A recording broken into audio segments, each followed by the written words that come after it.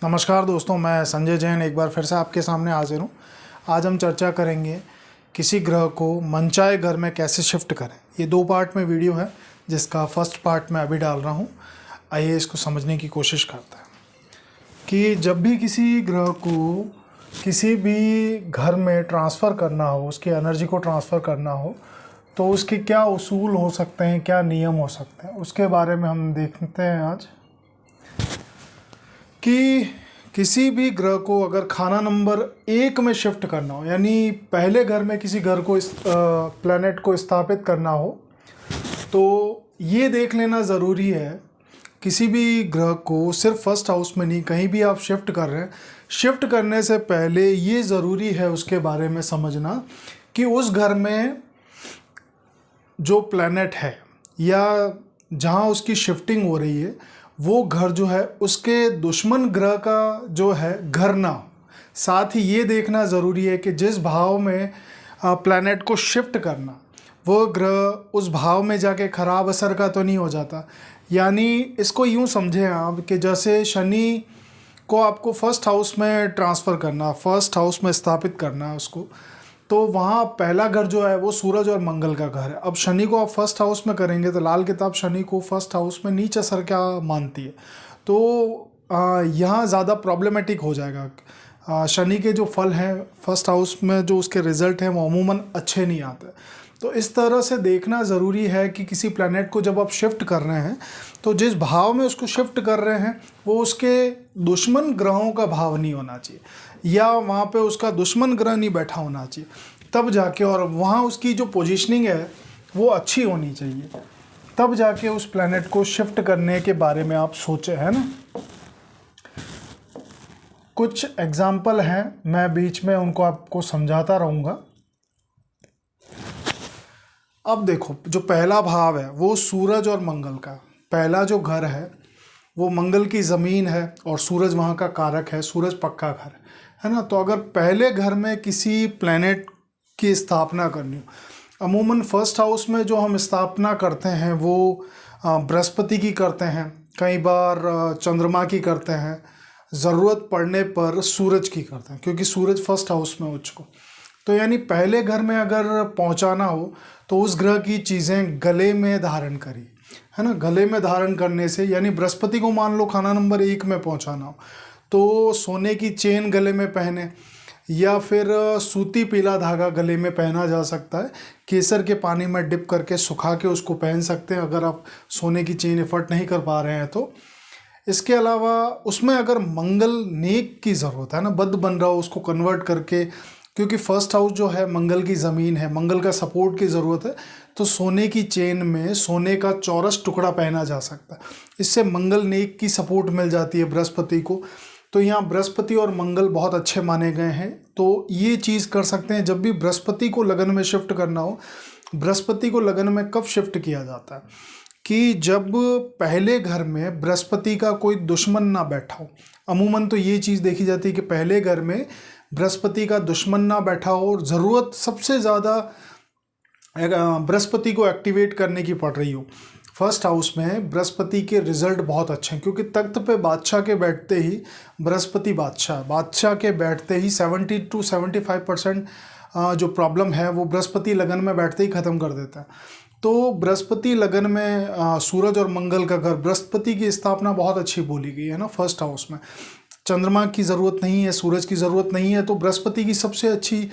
हाँ, लेकिन ये देख लें, या तो उसका दोस्त बैठा हो तो बृहस्पति को लग्न में एक्टिवेट किया जा सकता है, या फिर खाली हो फर्स्ट हाउस तो स्थापना की जा सकती है। वो कुंडली के अनुसार वो डिफ़र करेगा कि किस बृहस्पति की स्थापना फर्स्ट हाउस में होनी चाहिए या नहीं होनी चाहिए। तो बृहस्पति को स्थापित करना हो तो ये चीज़ है। इसके अलावा मान लीजिए लग्न में सूरज को स्थापित करना हो, फर्स्ट हाउस जो है ना वो सूरज का पक्का घर है।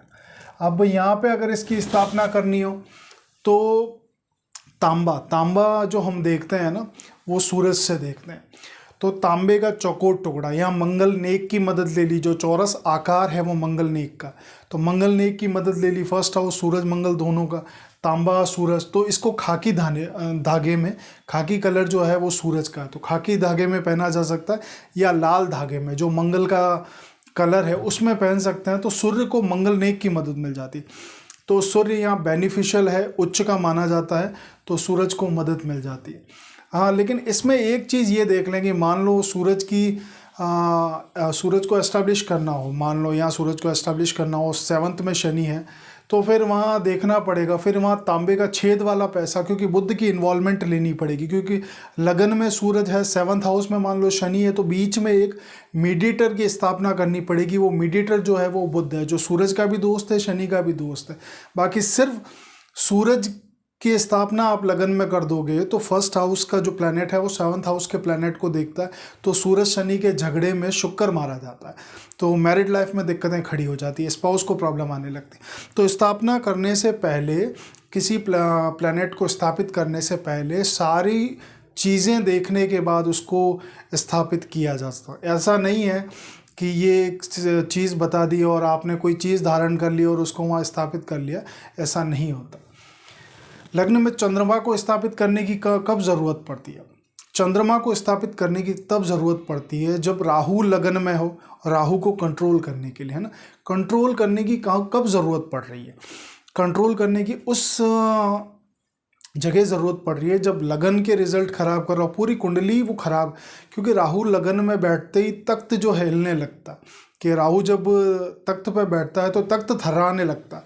तो उस समय में क्या होता है कि लगन के, यानी स्वयं के देह के, आत्मा के रिजल्ट तो ख़राब होते ही होते हैं। 7th हाउस जहाँ शुक्र का है वहाँ के रिजल्ट ख़राब करता है, फिर पूरी कुंडली डोमिनेट करने लगता है राहु लगन में बैठ के, और ख़राबी के हालात उत्पन्न कर देता है। फिर किसी प्लैनेट की ज़्यादा वो चलने नहीं देता, और अगर स्पेशली उसकी दशा है तो फिर दूसरे प्लैनेट्स का रोल ही नहीं रहता। तो वहाँ चंद्रमा लाल किताब जो है वो चंद्रमा को माँ मानती है। तो यहाँ जब भी राहु के साथ में या केतु के साथ में चंद्रमा आ जाएगा तो उस समय ये जो पाप प्लैनेट हैं ये शांत हो जाते हैं। तो यहाँ कंट्रोल करने के लिए राहु को चांदी की चेन बोली गई है। उसी तरह इसमें अब चांदी की चेन पहनी है, चांदी की चेन है, या फिर चांदी की चेन की जगह अगर चांदी की चेन लेना पॉसिबल नहीं है तो सूती सफ़ेद धागा लिया जा सकता है, वो भी चंद्र ही है, तो उसको पहना जा सकता है। मंगल की स्थिति देख लें कुंडली में कैसी है, फेवरेबल है, नॉन फेवरेबल है, तो चांदी का चौरस टुकड़ा उसमें लगा के उसको पहना जा सकता है। ये राहु लगन को, राहु 4th हाउस को, मंगल 8th में हो, या वर्षफल में ये कंडीशन, ये सिनेरियो बन रहा हो, तो चंद्रमा की मदद लग्न में देना सबसे ज़्यादा मोस्ट पावरफुल कंसेप्ट है, चंद्रमा को लगन में स्थापित करना। तो ये कुछ चीज़ें हैं। तो चंद्रमा को लग्न में जब भी स्थापित करना हो तो चांदी की चेन पहनी जा सकती है। उसमें मंगल की स्थिति के अनुसार आप चांदी का चौरस टुकड़ा डाल सकते हैं, तो ये बेनिफिशियल रहता है। जैसा मैंने बताया कि राहु 1st में हो, राहु 4 में हो, मंगल 8 में हो, वर्षफल में आ जाए तो उस समय चांदी की चेन पहनना बेनिफिशियल रहता है। अब जैसे मैंने बताया कि लग्न में शनि की एक्टिवेशन नहीं की जा सकती, क्योंकि लाल किताब में पहले घर में शनि नीच असर के होते हैं, तो पहले घर में सूरज उच्च असर के होते हैं। तो 1st हाउस जो है उसकी डायरेक्शन जो है वो ईस्ट है, तो वहाँ सूर्य की वस्तुएं स्थापित की जा सकती हैं। सूर्य की वस्तुएं स्थापित करने से मदद मिलती है अगर कुंडली में सूर्य बेनिफिशियल हो, है ना। अब ये समझें कि अगर लगन में राहु बैठा है और सूर्य की वस्तुएं आपने इष्ट में स्थापित कर दी, तो यहाँ क्या हो जाएगा, ग्रहण लग जाएगा। वैसे भी राहु लगन में बैठ के सूरज जिस घर में बैठा होता है वहाँ ग्रहण लगा देता है। तो इसलिए ये कुछ चीज़ें हैं जो ध्यान देने योग्य है, इसको आप समझें, इस पे अमल करें। अब आगे चलते हैं।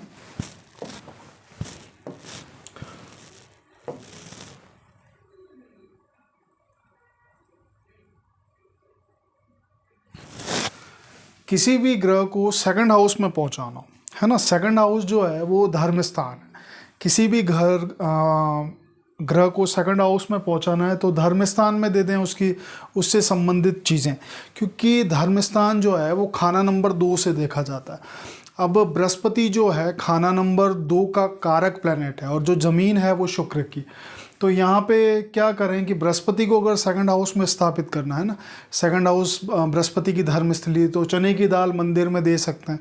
चने की दाल किस किस परिस्थिति में दे सकते हैं, क्या क्या कंडीशंस, वो चने की दाल का जो सेपरेट वीडियो है उसमें मैंने मेंशन कर रखा है। जैसे बृहस्पति 3 में हो, बृहस्पति 2 में हो, बृहस्पति 2 के समय चने की दाल जो है खाना नंबर 2 में बृहस्पति की वस्तु है, उसे मंदिर में दे सकते हैं। बृहस्पति 6 के समय दे सकते हैं, बृहस्पति 8 के समय दे सकते हैं।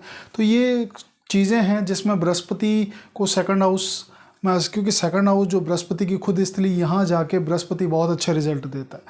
खैर खाना नंबर 4 में उच्च असर का होता है, उस पर भी बात करेंगे।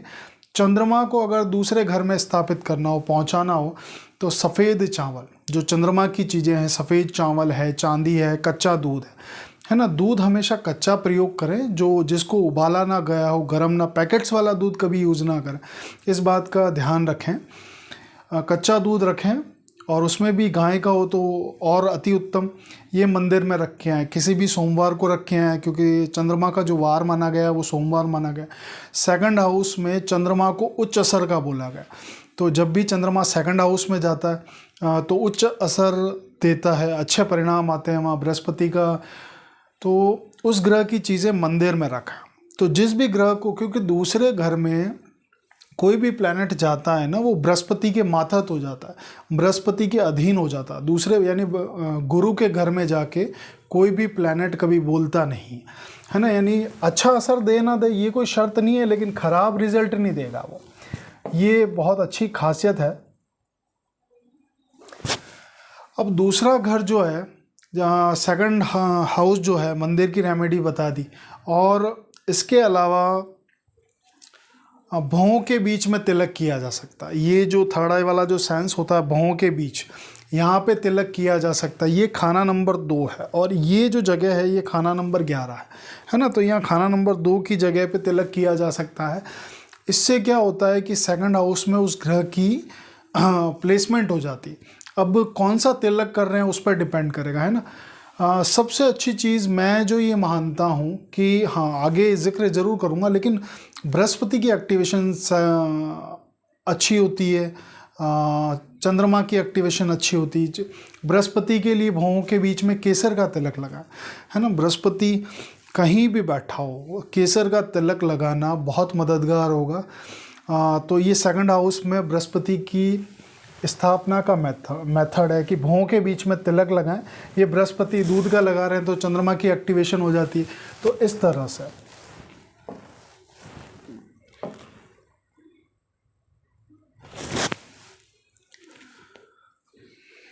अब इसमें एक चीज़ और समझें आप कि शनि सेकंड हाउस में, शनि जब भी खाना नंबर 2 में होगा तो उस समय दही का तिलक करना, है ना। यानी शनि को शुक्र की मदद दिलवाना या दूध का तिलक करना, यानी दूध का तिलक, चंद्रमा का तिलक करना फ़ायदेमंद होगा शनि 2 के समय में।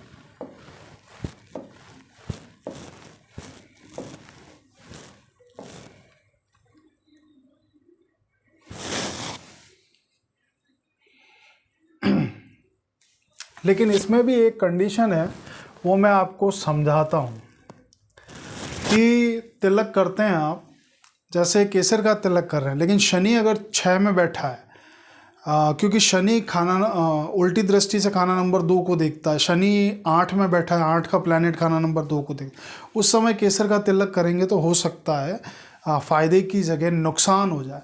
तो यहाँ पे ये जो परहेज़दारी है ये मैंने बता दी। तो इस तरह कुछ परहेज़दारियों का ध्यान करते हुए चलना है आपको। थर्ड हाउस में किसी प्लैनेट की एक्टिवेशन करनी है, जिस ग्रह को खाना नंबर 3 में पहुंचाना, उस ग्रह की चीज़ें राइट हैंड की कलाई पे बांधें, राइट हैंड पे। जैसे मान लो थर्ड हाउस जो है वो बुध की ज़मीन है, मंगल का पक्का घर है। चांदी का कड़ा पहनने से चंद्रमा थर्ड हाउस में स्थापित हो जाता है। चंद्रमा थर्ड हाउस में मंगल को सपोर्ट मिल जाती है तो मंगल बद्ध कट जाता है। चंद्र 3 में कहते हैं कि मंगल बद्ध कट जाता है। तो चांदी का कड़ा पहनने से, चांदी का बेजोड़ कड़ा की बात है ना, स्थापित किया जाएगा। सूरज को पहुंचाना हो थर्ड हाउस में, अगर सूरज को पहुंचाना हो तो तांबे का कड़ा पहन लिया जाए। तो ये थर्ड हाउस में पहुंचाने की शिफ्टिंग करने के तरीके हैं। अब मान लो बृहस्पति को पहुंचाना हो थर्ड हाउस में, तो सोने का कड़ा पहना जा सकता है। मंगल को पहुंचाना हो तो सूती लाल कलावा पहन लिया जाए, हाथ में सूती लाल कलावा। अब एक इसको एग्जाम्पल से समझते हैं कि बृहस्पति 11 के समय में 3 खाली हो, तो यहाँ सूरज को स्थापित करने से मदद मिलेगी। सूरज को कैसे स्थापित करेंगे कि तांबे का कड़ा, तांबा जो है वो सूरज है, यानी तांबे का कड़ा हाथ में पहन लिया तो सूरज की मदद मिल जाती है। बृहस्पति 11 में 3 खाली हो तो बृहस्पति को फिर सूरज से मदद दिलवाते हैं 3 से, तो ये एक अच्छी रेमेडी है। तो इस तरह स्थापना करने से, किसी ग्रह को दूसरी जगह शिफ्ट करने से, उसकी शिफ्टिंग से पॉजिटिव रिजल्ट लिए जा सकते हैं। खाना नंबर 4 का मालिक ज़मीन भी वही है और कारक भी वही है, जो चंद्रमा है। जिस घर को 4th हाउस में एस्टैब्लिश करना हो ना, 4th हाउस चंद्रमा का है, तो उसे क्या करते हैं कि बहते हुए पानी में, बहता हुआ पानी कौन सा होता है?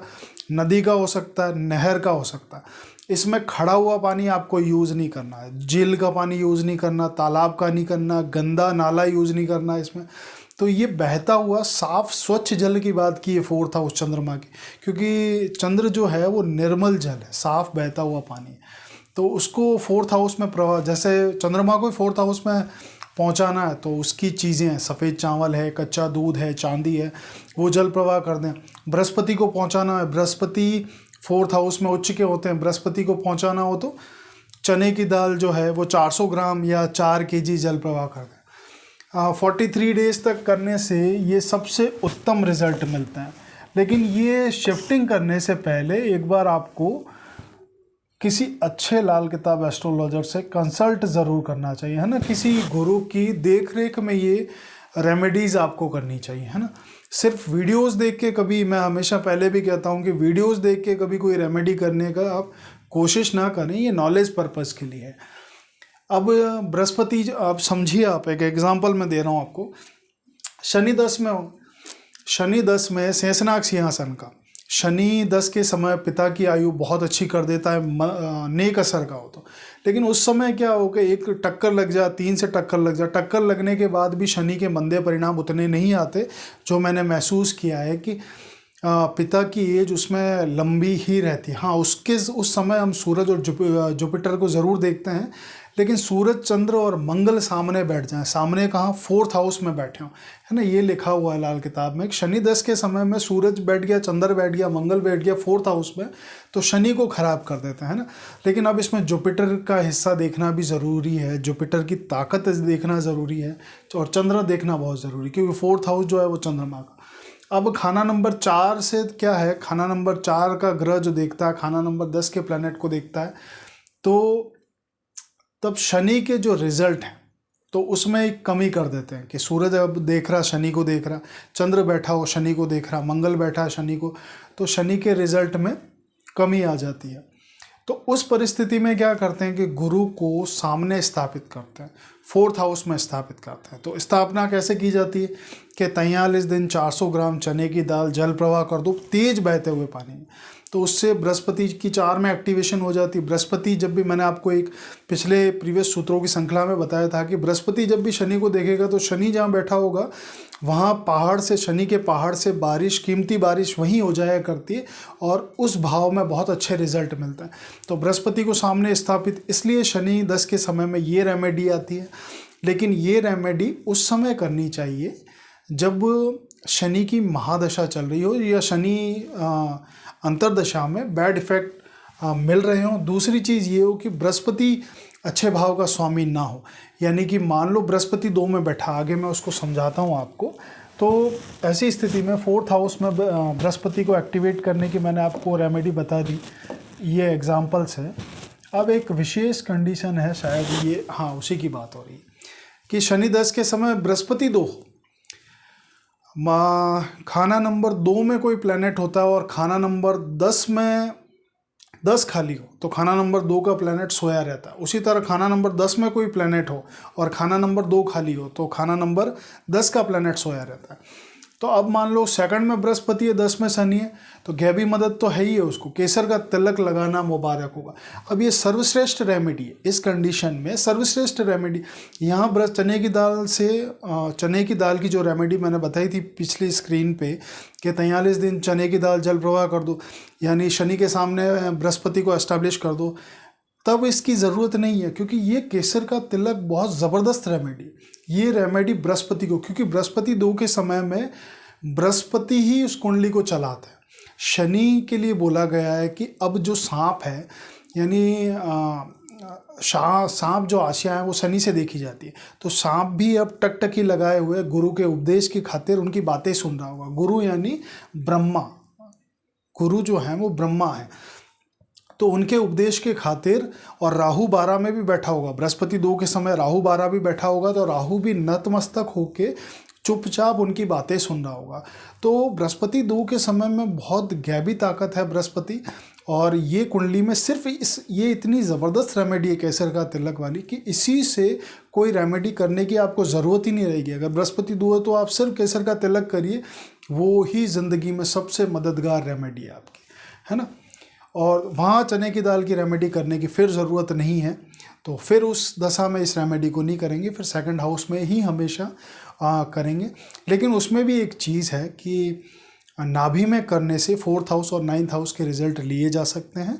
तो केसर का तिलक है वो माथे के बीच में भी कर लिया जाए, नाभि में भी, तो 4th और 9th से भी मदद मिल जाती।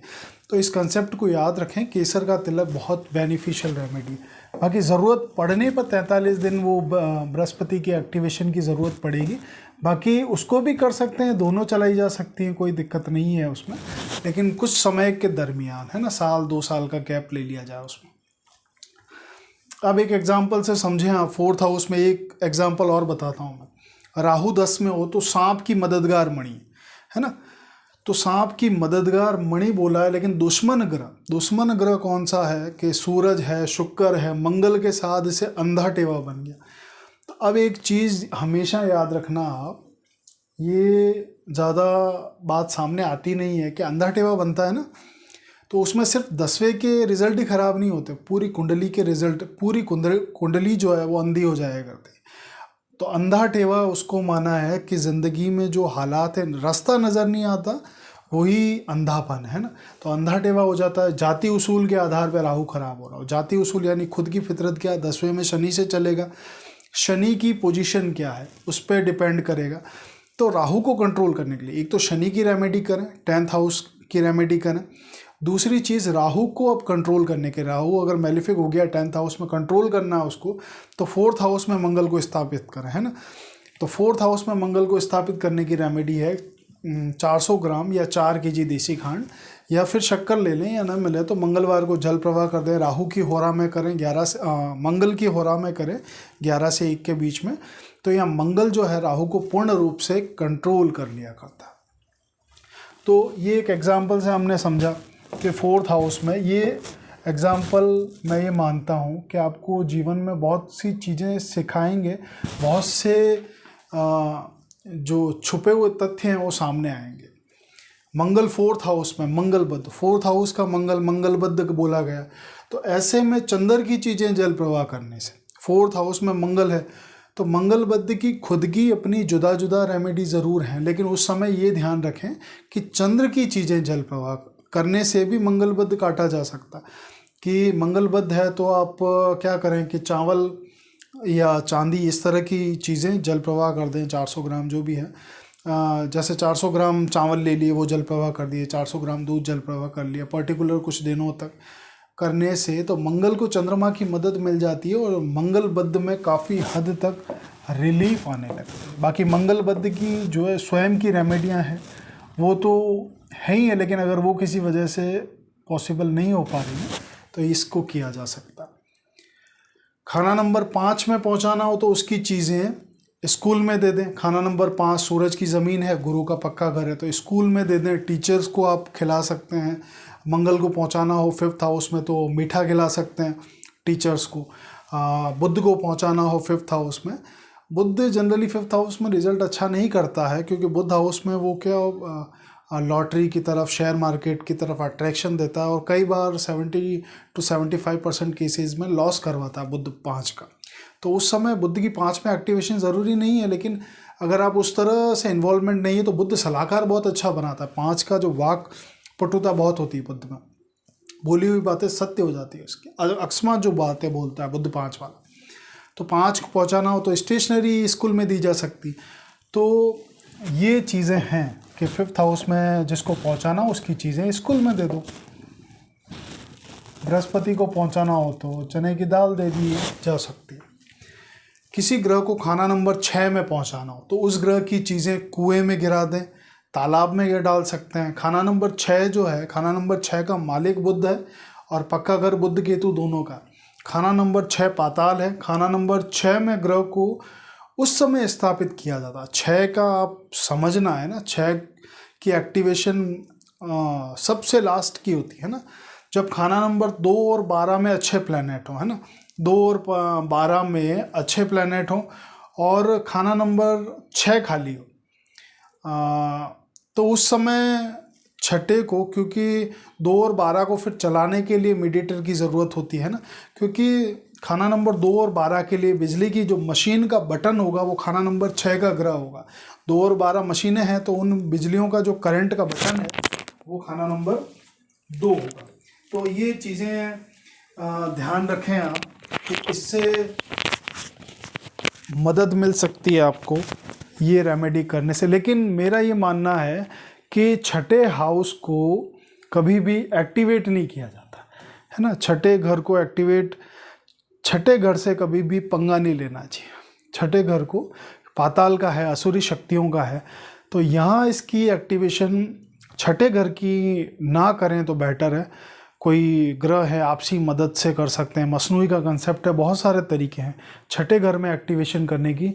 ये सिर्फ नॉलेज पर्पज़ के लिए है, इसमें किया जा सकता है। क्योंकि जैसे शनि 4th हाउस के समय बोला जाता है कि कुएं में दूध गिराना शनि और चंद्र दोनों को उत्तम कर देगा।